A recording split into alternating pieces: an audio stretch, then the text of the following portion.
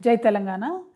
తెలంగాణ జాగృతి మొదలుపెట్టినటువంటి మహిళా రిజర్వేషన్ పోరాటం తెలంగాణ ఆడబిడ్డలకే కాదు, 50 మంది భారతదేశ మహిళలకు లాభం జరిగే విధంగా మనము వెలిగించినటువంటి దీపం 29 రాష్ట్రాలలో ఒక వెలుగును నింపి మహిళలకు మహిళా బిల్లును సాధించి పెట్టినటువంటి విషయం మీ అందరికి కూడా తెలిసిందే. చాలామంది జాగృతి నాయకులు, కార్యకర్తలు కూడా నాతో పాటు వచ్చి ఢిల్లీలో ఉండి దీక్ష చేసి అనేక రాష్ట్రాల్లో ఉన్నటువంటి మహిళా సంఘ నేతలతో కోఆర్డినేషన్ చేసుకొని దాదాపు 18 పైచిలకు పార్టీలతోని మనం మద్దతు కూడగట్టి వారితోని పార్లమెంట్లో మాట్లాడించి వారితోని సపరేట్గా 0 అవర్స్లో ప్రొటెస్ట్లు చేపించి రకరకాల కార్యక్రమాలతో ఒక రాజకీయపరమైనటువంటి ఒత్తిడిని సృష్టించి మహిళా బిల్లుని దేశంలో సాధించడంలో తెలంగాణ జాగృతి పాత్ర చరిత్ర ఎన్నటి కూడా మర్చిపోలేనటువంటిది.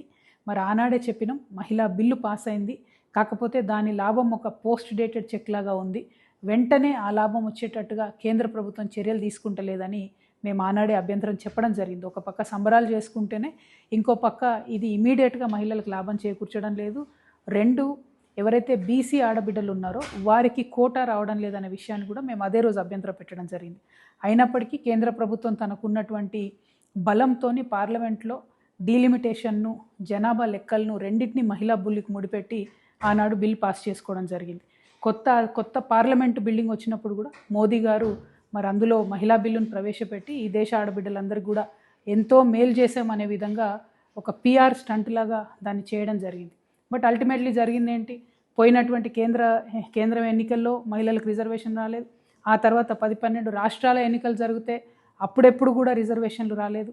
ఇప్పుడు మళ్ళీ కొత్తగా 2011 జనాభాను తీసుకొనే మేము ఈ రిజర్వేషన్లు ఇస్తామని చెప్తున్నారు. మరి దీనివల్ల మహిళలకు నష్టం జరుగుతుందనేటటువంటిది నేను పర్సనల్గా భావిస్తూ ఉన్నాను.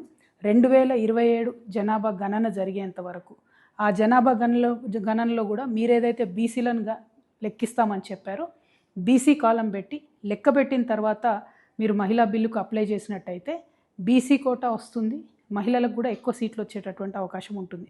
కాబట్టి 2027 వరకు ఆగాలని చెప్పి ఆ లాభాన్ని మహిళలకు కలిగించాలని చెప్పి నేను భారతీయ జనతా పార్టీని డిమాండ్ చేస్తూ ఉన్నాను.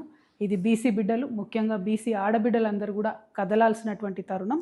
మరి వచ్చేటటువంటి ఈ బిల్లులో ఈ నెల 16, 17, 18 స్పెషల్ పార్లమెంట్ సెషన్ పెట్టి ఈ బిల్లును పాస్ చేస్తామని చెప్తా ఉన్నారు. కానీ ఇంతవరకు కూడా ఆ డ్రాఫ్ట్ బిల్లును ప్రజలకు చూపించడం లేదు. సో ఖచ్చితంగా ప్రజలకు ఆ డ్రాఫ్ట్ బిల్లు చూపించాలి. అన్ని రీజనల్ పార్టీస్ కూడా ఆ డ్రాఫ్ట్ బిల్లును చదువుకునే అవకాశం కల్పించాలి. అప్పుడైతేనే పార్లమెంట్లో అభ్యంతరాలు చెప్పేటటువంటి అవకాశం ఉంటుంది.